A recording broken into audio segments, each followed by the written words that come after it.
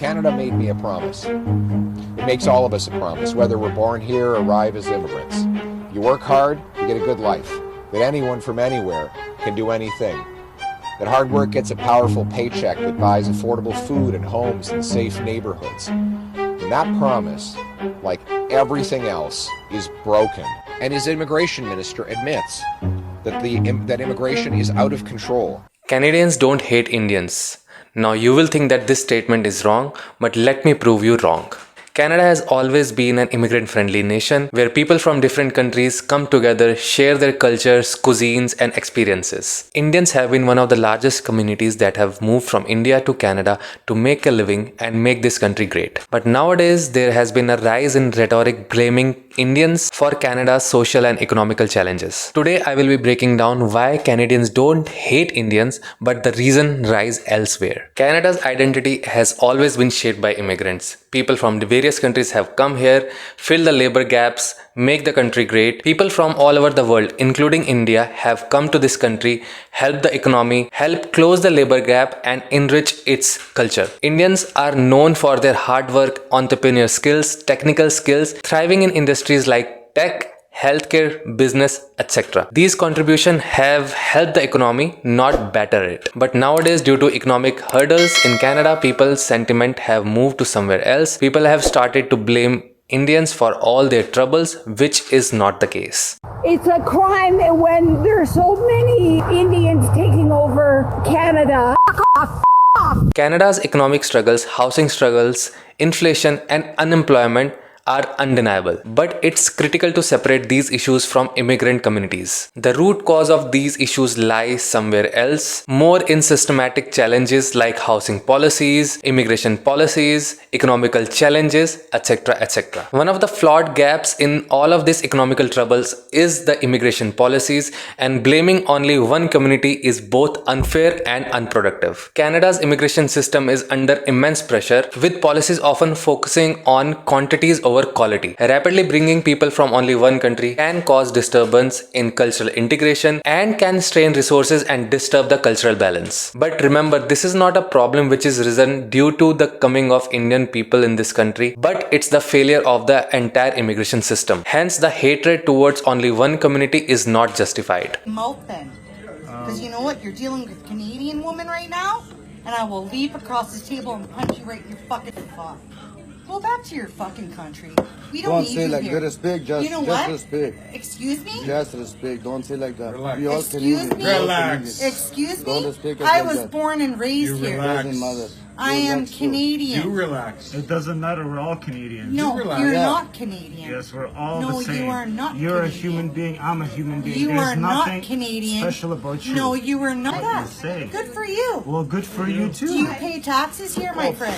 Fucking, of course I pay Do taxes. you pay taxes? Yes. Really? Yes. Full on taxes. Yes, everybody You fucking pay- pay taxes. Oh, everybody pays Yes. taxes. Let's not forget that Canadians are under immense pressure. Unlike Indians who have a settled family abroad somewhere else and they have a shoulder to fall back on, most of the Canadians don't have that options. While an Indian, if they face struggle in this country, may feel that they can go back to their country and start their own business or get a job because they have their parents living over there or extended family, most of the Canadians don't have this option. There's an escape for an immigrant community but not for most of the Canadians, and hence here lies all the problem. Due to this, many people here believe that Indians or people from South Asian countries have monetary resources, they are well settled in their own country, and question the reason of why they are coming here and disturbing their economy. This adds to their frustration, but you should remember that you should channel this frustration to a right way and not blame these communities that have come here to make a good life. While you are questioning the presence of people around you in this country, you should believe that the issues that the country is facing is not because of those people, but because of the loose policies that this country has put down. And it's very certain that there should be a change in the policies. The government should work independently and closely with their representatives to make changes into the policy to make this country great again. Now we all know that there has been a significant increase in the international student quota in this country. Again, that is not a problem or an issue which is caused by the international students but by the loose policies of this country. The country is home to over 200 public and private universities, and a good chunk of the students attending these colleges are Indians. About 100,000 on average pursue higher studies each year. But you see, there is a scam at play here. Fraudulent immigration agencies in India are finding their victims in these students. And as Canada is just waking up to this, the students' futures have been thrown in limbo. International students are paying tens and thousands of dollars to come into this country, study here, and maybe a dream of a PR. But again, we all have dreams, so do they. But opening the floodgates of international students after COVID was not a permanent solution. It should have been a gradual increase rather than a flood of international students coming into this country, particularly from Indian community. We all can see the failure in immigration policies, be it permanent residencies or international student policies. From the past many months, there have been rapid changes into these policies. We can see the numbers of students going down. We can see the numbers of application to their permanent residency programs going down. Is it a bit too late, or is there still a chance? That only time will tell. But right now, the Canadian government has at least realized that their immigration policies are not in line with the growth of this country. The federal government just made a major cut to its immigration plan for both permanent and temporary residents, with the goal of not just slowing population growth in Canada, but actually reducing it to basically zero. It's reducing permanent immigration levels by at least 20%. Cutting temporary immigrant numbers by nearly 500,000 a year. This is a huge about face for the Liberal government. They basically hit pause on the system for 3 years. It's just unbelievable, dramatic revision downwards.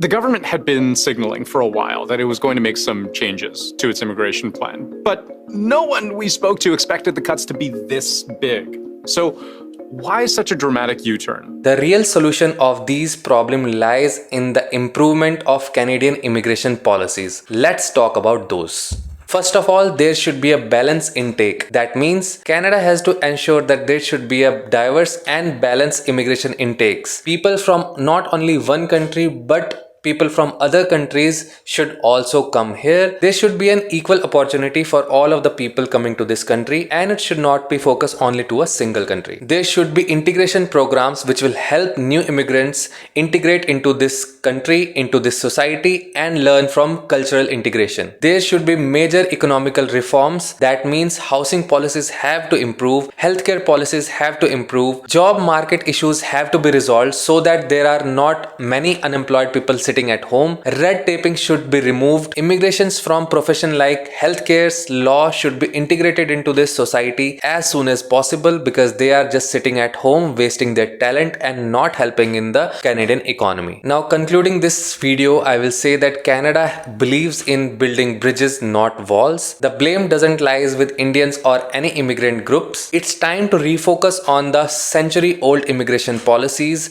The immigration policies, economical policies, housing policies all need to be revisited so that we can bring all those sense of calm and happiness back to the Canadian society. We all know integration and diversity make this country beautiful. That's why people from across the globe want to come to this country. Let's work together, not against each other, and ensure a brighter future for everyone. What are your perspectives and comments on my views? Let's keep this conversation going on. Thank you for watching this video. If you think that my perspective has added some value to your perspective, do like this video, share it with your friend, subscribe to my channel, The Desi Odyssey. I would see you in the very next video.